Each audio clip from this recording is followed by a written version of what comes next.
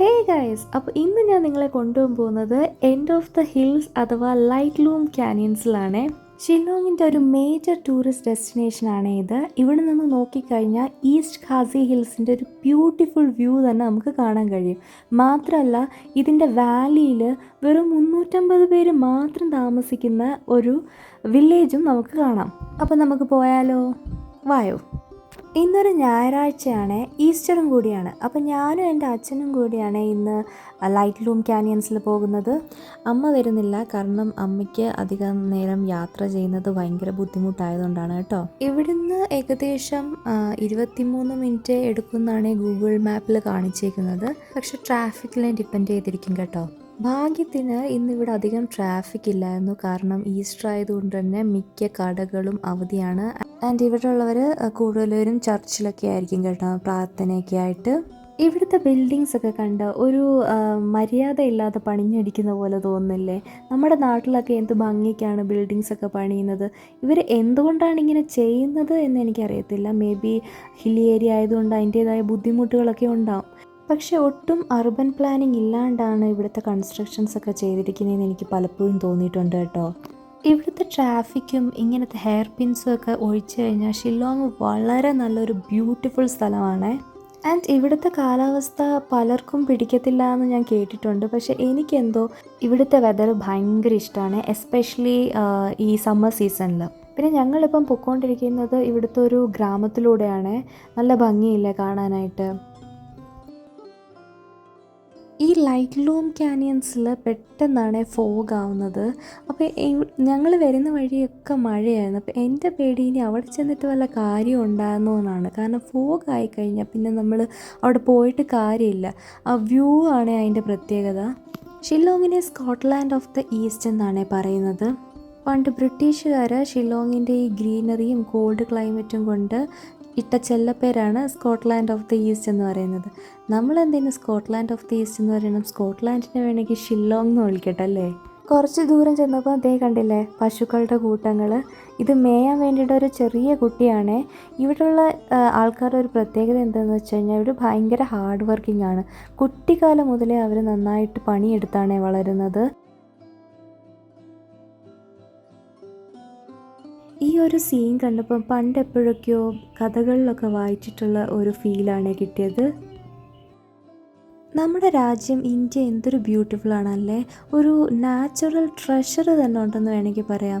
ഹിമാലയ പർവ്വതങ്ങളും പുഴകളും പിന്നെ കടലുകളും അങ്ങനെ എല്ലാം ഉള്ള ഒരു രാജ്യമാണ് നമ്മുടെ.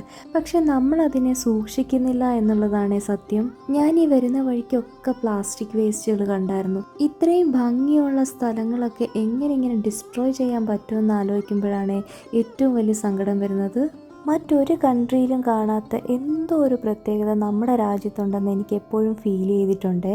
പക്ഷെ മറ്റുള്ള രാജ്യക്കാർ അവർക്കുള്ള റിസോഴ്സസ് ഒക്കെ വൃത്തിയായിട്ട് സൂക്ഷിക്കുന്നുള്ളതാണ് നമ്മളിൽ നിന്നുള്ളൊരു ഡിഫറൻസ് എന്ന് പറയുന്നത്. അങ്ങനെ ഫൈനലി ഞങ്ങൾ ലൈറ്റ് ലൂം ക്യാനിയൻസിൻ്റെ ആ വ്യൂ പോയിന്റിലെത്തി കേട്ടോ. കണ്ടില്ലേ, ഫോഗായിരുന്നു. പക്ഷേ ഈ ഫോഗ് ഇങ്ങനെ വന്നും പോയും ഒക്കെ ഇരിക്കും കേട്ടോ. ആൻഡ് ഭാഗ്യത്തിന് മഴയും ഇല്ലായിരുന്നു.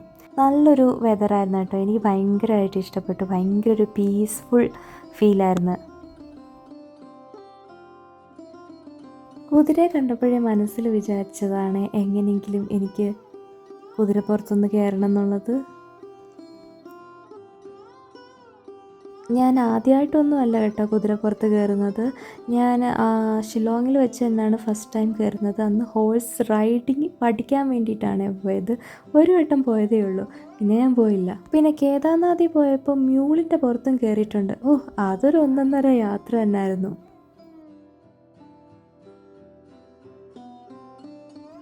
ഈ ഒരു ഒറ്റ റൗണ്ടിന് അതാണ്ട് ഒരു ചെറിയ ദൂരം പോകുന്നതിന് മാത്രം അയാൾ 100 റുപ്പീസാണ് വാങ്ങിയത്. കുറച്ച് ഒരു അന്യായമായിട്ട് തോന്നി. എന്നാലും പോട്ടെ. ഇതിൻ്റെ മണ്ടേന്ന് ഇറങ്ങാനും ഞാൻ കുറച്ച് ബുദ്ധിമുട്ടിയേ. പക്ഷെ പാവം കുതിരയായിരുന്നു. ചില കുതിരകളുണ്ടല്ലോ അനങ്ങും. ഒരു ചെറിയ ആൻഡ് ഒരു കംഫർട്ടബിൾ റൈഡ് തന്നെ ഈ പാവം കുതിരയോട് ടാറ്റ ബൈ ബൈ പറഞ്ഞ് ഞാൻ നേരെ വ്യൂ കാണാൻ പോയേ. ഞാൻ എത്തിയപ്പം ഫുള്ള് ഫോഗായിരുന്നു കേട്ടോ. പക്ഷെ കുറച്ചായിട്ട് മാറി പോകുന്നുണ്ടായിരുന്നു. ആൻഡ് മഴയും ഇല്ലായിരുന്നല്ലോ അവിടെ. കണ്ടില്ലേ, തെളിഞ്ഞ് വരുന്നുണ്ടായിരുന്നു.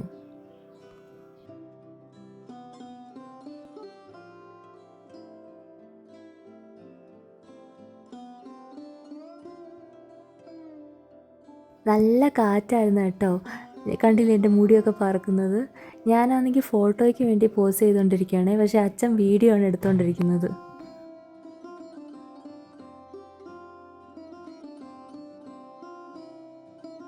പിന്നെ ഞങ്ങൾ നേരെ പോയത് ആ വില്ലേജ് കാണാനാണ്. പോകുന്ന വഴിയിൽ ഇങ്ങനത്തെ ചെറിയ ചെറിയ കടകളുണ്ടായിരുന്നേ.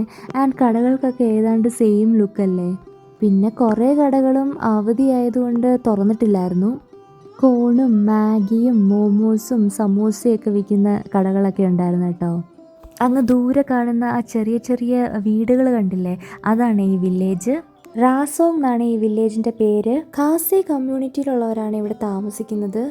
ആൻഡ് വെറും 300 മുതൽ 350 റെസിഡൻസ് മാത്രമേ ഇവിടെ ഉള്ളൂ. നമുക്ക് ഈ വില്ലേജിലോട്ട് പോകാം കേട്ടോ, പക്ഷേ ട്രെക്ക് ചെയ്യണം. ഏകദേശം 3000 സ്റ്റെപ്സ് താഴെയാണ് ഈ വില്ലേജ്. ആൻഡ് അതിനുള്ള ടൈം ഇല്ലാത്തതുകൊണ്ട് ഞങ്ങൾ അങ്ങോട്ടേക്ക് പോകണ്ടെന്നാണ് വിചാരിച്ചത്. നമുക്ക് ട്രെക്ക് ചെയ്ത് കുറച്ചുകൂടെ താഴെ പോകാം കേട്ടോ. അത് വേണോ വേണ്ടായോ എന്ന് ഞാനും അച്ഛനും കുറേ നേരം ഇങ്ങനെ ആലോചിച്ചു കേട്ടോ. പിന്നെ വിചാരിച്ചു ഒന്ന് പോയി നോക്കാമെന്ന്. അങ്ങനെ ഞാനും അച്ഛനും ഇറങ്ങി.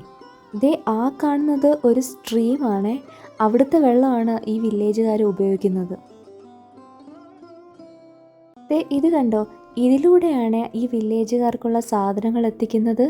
എന്താ അല്ലേ, എന്ത് ബുദ്ധിമുട്ടായിരിക്കും. പക്ഷെ ഒരു കാര്യം ഉറപ്പാ, അവിടെ ഉള്ളവരൊക്കെ നമ്മളെക്കാളിലും ഹെൽത്തി ആയിരിക്കും എന്നുള്ളത്. അങ്ങനെ ഞങ്ങൾ താഴോട്ട് ഇറങ്ങാൻ തുടങ്ങി കേട്ടോ. കണ്ടില്ലേ എന്തുമാത്രം സ്റ്റീപ്പ് സ്റ്റെപ്സാന്നുള്ളത്. ആൻഡ് ഇതൊക്കെ പാറയാണേ. ആൻഡ് ഇവിടെ വീഡിയോ എടുക്കുന്നത് അല്പം റിസ്ക് ആണ്, അതുകൊണ്ട് ഞാൻ അധികം വീഡിയോ ഒന്നും എടുക്കുന്നില്ല കേട്ടോ. ആൻഡ് താഴോട്ട് പോകുമ്പോഴൊക്കെ എൻ്റെ കാലിങ്ങനെ വിറയ്ക്കുമായിരുന്നേ. ഞാൻ വിചാരിച്ച എനിക്ക് മാത്രമാണ് അങ്ങനെ ഫീൽ ചെയ്യുന്നതെന്ന്. അച്ഛനോട് ചോദിച്ചപ്പം അച്ഛനും അതേപോലെ തന്നെ. അപ്പോഴാണ് ഒരു സമാധാനമായത്. ഓ, ഇത് കണ്ടു തന്നെ നിന്ന് കുറേ സമയം കളഞ്ഞു കേട്ടോ. എന്ത് ഭംഗിയായിരുന്നു നോക്കിക്കേ.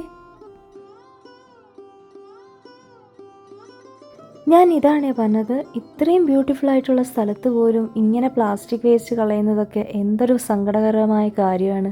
അങ്ങനെ ഞങ്ങളിങ്ങനെ താഴെ നടന്നു പോയപ്പം ഈ കാണുന്ന അമ്മൂമ്മേനെ ഒരു കുട്ടീനെയും കണ്ടു കേട്ടോ. അവരോട് ഞങ്ങളിങ്ങനെ കുശലമൊക്കെ ചോദിച്ചേട്ടോ.